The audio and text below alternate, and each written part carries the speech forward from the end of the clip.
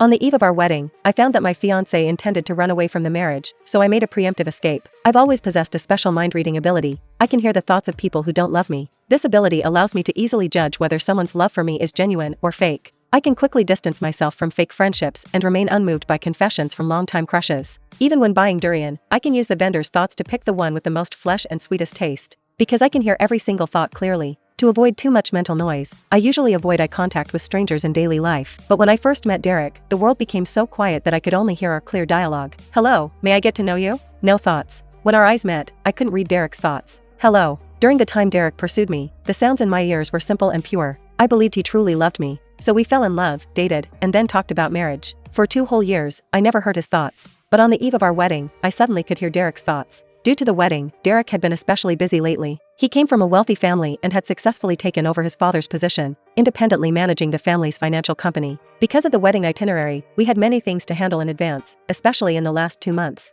I've always been an independent woman and respected Derek's career as well, so we hadn't seen each other much lately. But today, as we were finalizing the outfits, I couldn't help feeling sweet at the thought of our rare time together. When I arrived at the studio on time, he was already there trying on shoes. After saying something to the staff, he walked out while talking on the phone, his tone very reassuring. I could understand his busyness. Managing a company wasn't easy, especially since the White family had more than one heir. We exchanged a knowing glance. But suddenly I heard Derek's voice in my head. "Yvonne says she's going to hijack the wedding tomorrow. I should wear sneakers to run more easily." "Yvonne? Hijack the wedding?" I froze on the spot, staring at his mouth, confirming this was indeed his inner thoughts. I didn't know how to react. Even though it was a hot summer day outside, a chill spread through my body, paralyzing me. I could hear his thoughts now, and the implications were obvious. Out of the corner of my eye, I saw the staff following his instructions, placing a pair of comfortable sneakers with the wedding attire. Derek nodded at me and prepared to walk out. This was our tacit understanding. He probably had some important matter to handle. But the words I just heard in my mind were undeniable, and I never mishear thoughts. My body almost moved on its own, following him.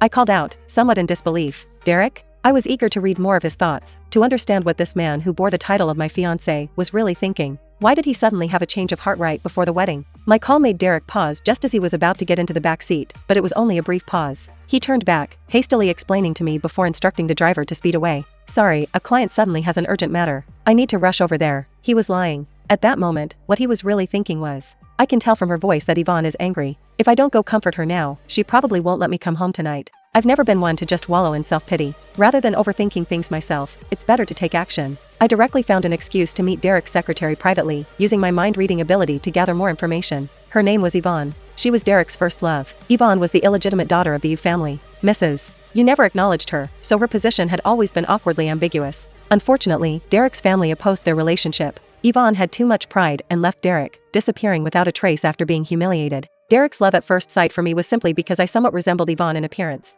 Now that the real deal was back, he naturally didn't need me as a substitute anymore. The timing of Yvonne's return happened to coincide with Derek being exceptionally busy 2 months ago. The logic was clear and fit perfectly. This kind of story made me shake my head and laugh helplessly. I never expected such a cliché substitute plot could apply to me. Yvonne wanted to use hijacking the wedding as a way to declare her ownership of Derek, while also getting revenge on me for occupying the Mrs. White position for so long. And Derek needed this occasion to prove his unwavering love for Yvonne, placate his angry little wife, and force his family to accept Yvonne. As for me and this carefully prepared wedding, we were just props in their play. This world is just one big cliché romance novel. Honestly, it was so ridiculous I couldn't help but curse. That night, the lights in my apartment were still on. Even though the wedding was the next day, I was busy packing my luggage without a moment's rest. 2 hours ago, I had booked a first-class flight abroad. If they want to play games, I can play too. If Derek can let Yvonne hijack the wedding, I can naturally return the favor by pulling a vanishing act and running away from the wedding. Fortunately, my family had already settled abroad, and we hadn't made a big fuss inviting relatives and friends from there to this wedding.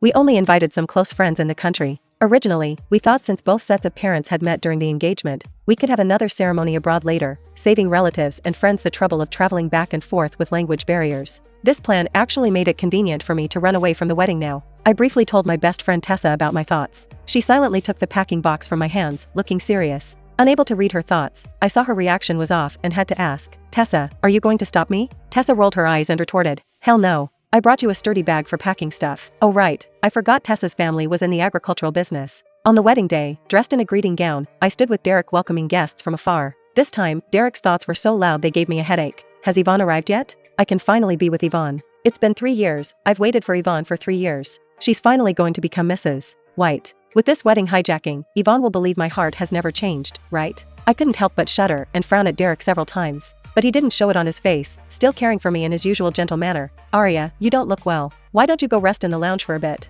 I can greet the guests outside, and you can make your entrance when the ceremony starts. That works. Actually, I should find an excuse to slip away soon anyway. I agreed, and just as I was about to change out of my little reception dress into casual clothes, I happened to run into Yvonne at the door. Thanks to our similar looks and my mind-reading ability, I recognized her at a glance. I held back Tessa's arm as she was about to lunge at the mistress in her bridesmaid dress, pretending to be oblivious. You must be Derek's friend, right? Hurry inside, our wedding ceremony starts in a few hours. Yvonne's smile froze, seemingly displeased by my intimate way of addressing Derek. Her words had a sarcastic tone. Miss Wood, I'm so sorry, but we seem to be wearing similar dresses today. If people who don't know better see us, won't they think I'm the bride? Yvonne's arrogant thoughts rang out in sync. Go ahead and smile. In 3 hours, your groom will run away with me. Let's see if you can still smile then. I maintained my smile, shaking my head indifferently. I instructed a nearby waiter to show her to her seat. Idiot, I've made it this obvious, and she still doesn't realize I'm here to cause trouble? As we passed each other, Tessa couldn't help but complain to me. Did you see how arrogant she looked? I can't stand it. I nodded noncommittally. She sees me as a joke now. After all, Derek is prepared to let her hijack the wedding. Not only can the lovers finally be together, but she can also force the White family to acknowledge her status in front of me. The wedding venue wasn't far from the airport.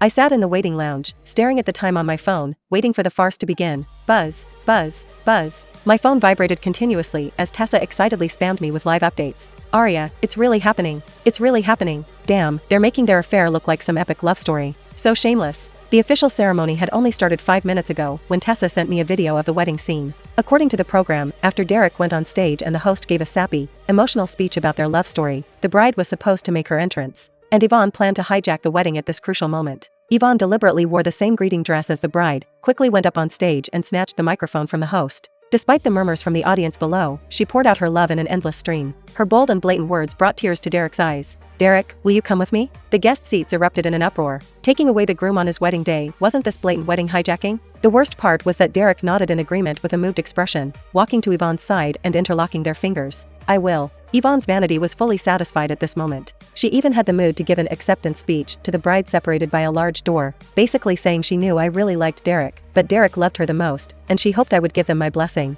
In the video, Derek was wearing a pair of sneakers that clashed horribly with his formal suit. Yvonne could barely contain the smugness in her expression as she held the microphone. Yvonne was probably eager to see my devastated reaction. She had even prepared comforting words in her mind. I hope Miss Wood can give her blessing to this beautiful love story between me and Derek. Miss Wood? The atmosphere suddenly became extremely awkward at this point. After all, the person being humiliated wasn't there, so this triumphant scene just became a clownish farce. Miss Wood? Miss Wood? Yvonne called out several times with no response, until the etiquette officer opened the large doors. Behind them was an empty space, with only the carelessly discarded white veil symbolizing the bride's unknown whereabouts. The crowd suddenly became noisy, and someone shouted, "Holy crap, did the bride run away from the wedding too?"